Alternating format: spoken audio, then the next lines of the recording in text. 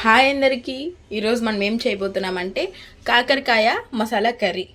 చూసారా, ఫస్ట్ కాకరకాయను మేమైతే half KG తీసుకొని ఇలా రౌండ్గా కట్ చేసి పెట్టేసుకుందాం. అలాగే ఒక 2 ఆనియన్స్, కాస్త కొత్తిమీర, కరివేపాకు, ఒక 3 టమోటాస్, 1 స్పూన్ 1.5 స్పూన్ వచ్చేంత వరకు అల్లం వెల్లుల్లి పేస్ట్ సరిపోతుందండి, ఎక్కువ వేయాల్సిన అవసరం లేదు. కాకరకాయ అంటే నచ్చని వాళ్ళు కూడా ఇలా చేసి పెడితే హ్యాపీగా ఎంజాయ్ చేస్తూ తినేస్తారు. డెఫినెట్గా ఒకసారి ట్రై చేయండి. ఇప్పుడైతే మనం మెయిన్ ప్రాసెస్లోకి వెళ్ళిపోదాం. స్టవ్ ఆన్ చేసుకొని దానిపైన ఒక బాండల్ పెట్టుకోవాలి. బాండల్ కాస్త హీట్ అయిన తర్వాత కొంచెం ఆయిల్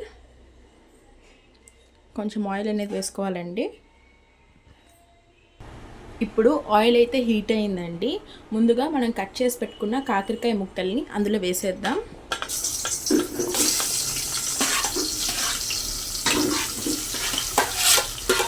వేసేసి మంచిగా ఒక 10 మినిట్స్ పాటు మీడియం ఫ్లేమ్లో పెట్టి వేయించేస్తే ఆ పచ్చిదనం అంతా పోతుంది. అలాగే చేదు కూడా చాలా వరకు తగ్గుతుందండి. ఇలా ట్రై చేయండి. ఇప్పుడు మీడియం ఫ్లేమ్లో ఒక 10 మినిట్స్ పాటు మంచిగా వేయించుకోవాలి.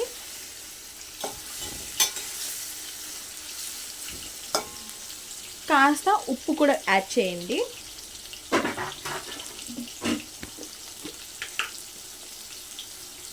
కొంచెం సాల్ట్, అలాగే కాస్త పసుపు వేసి మంచిగా వేయించుకోండి. కాకరకాయ ముక్కలకి కూడా కొంచెం ఉప్పు అనేది బాగా పడుతుంది. అలాగే తొందరగా కూడా వేగిపోతుంది.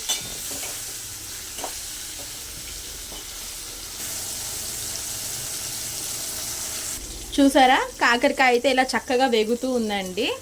మరో 2 మినిట్స్ పాటు వేయించుకుంటే సరిపోతుంది. సైడ్ తీసి పెట్టేయచ్చు. చూసారా అండి, కాకరకాయ అయితే ఇలా ఫ్రై అయిపోయింది. ఇంకా సరిపోతుంది. ఇప్పుడు ఆల్మోస్ట్ 50% చేదు కూడా తగ్గిపోయి ఉంటుందండి. ఎందుకంటే మనం ఉప్పు పసుపు వేసి ఆయిల్లో ఫ్రై చేసాం కాబట్టి. ఇంకా మనం కూర స్టార్ట్ చేసేద్దాం. చూసారండి, ఇలా కాకరకాయ ముక్కలంతా ఒక ప్లేట్లోకి తీసి పక్కన ఉంచుకుందాం. ఇప్పుడు అదే కడాయిలో కాస్త ఆయిల్ వేసుకొని కొంచెం పోపు వేసుకుందాం. ఇప్పుడు కొంచెం ఆవాలు, అలాగే కాస్త జీలకర్ర వేసి నీట్గా వేయించేసుకుందామండి. ఇప్పుడు పోపు అయితే వేగిపోయిందండి. ముందుగా కట్ చేసి పెట్టుకున్న ఉల్లిపాయ ముక్కల్ని వేసేద్దాం.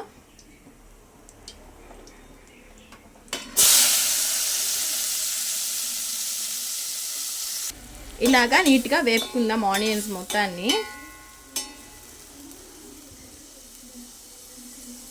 సరే, ఆనియన్ అంతా నీట్గా ఫ్రై అయిపోయిందండి. ఇప్పుడు ముందుగా కట్ చేసి పెట్టుకున్న టొమాటో ముక్కలను కూడా అందులో వేసేద్దాం.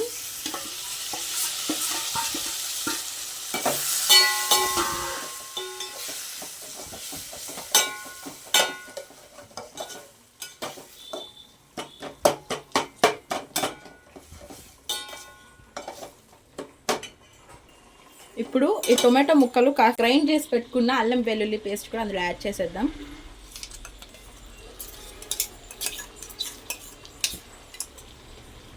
ఇప్పుడు అల్లం వెల్లుల్లి పేస్ట్ కూడా యాడ్ చేసాం కాబట్టి ఇలా నీట్గా మగ్గించుకుందాం. ఇప్పుడు ఈ అల్లం వెల్లుల్లి పేస్ట్ అయితే మంచిగా మగ్గిపోయిందండి.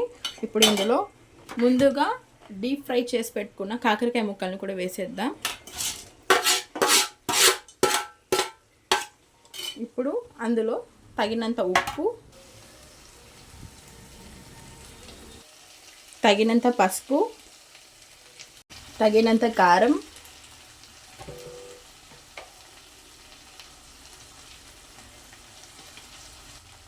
అలాగే తగినంత ధనియా పౌడర్ వేసి మంచిగా ఇప్పుడు మరో 2 నిమిషాల పాటు సిమ్లోనే వేయించుకోవాలి.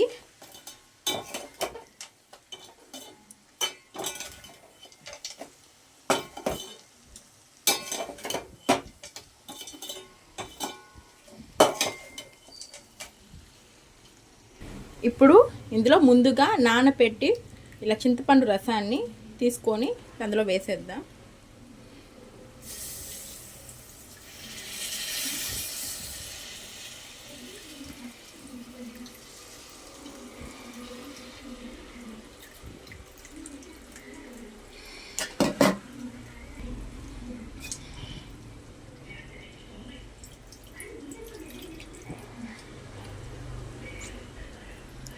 ఇప్పుడు ఇందులో మనకి ఎంత గ్రేవీ కావాలో అన్ని వాటర్ వేసుకుందాం.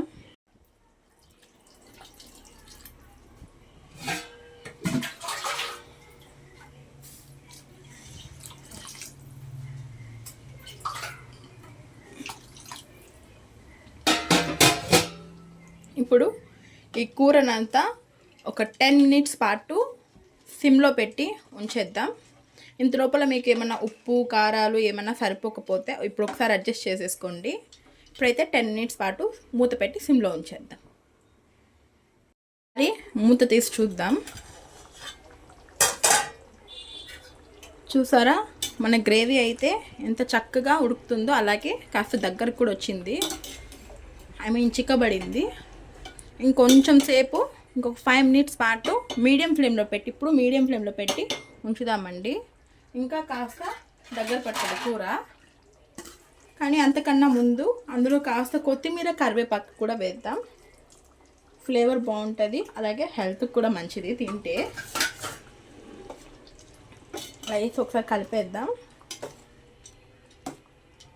ఇప్పుడు ఇంకో మరో 5 మినిట్స్ పాటు మూత పెట్టేసి మీడియం ఫ్లేమ్లో పెట్టి ఉంచేద్దామండి.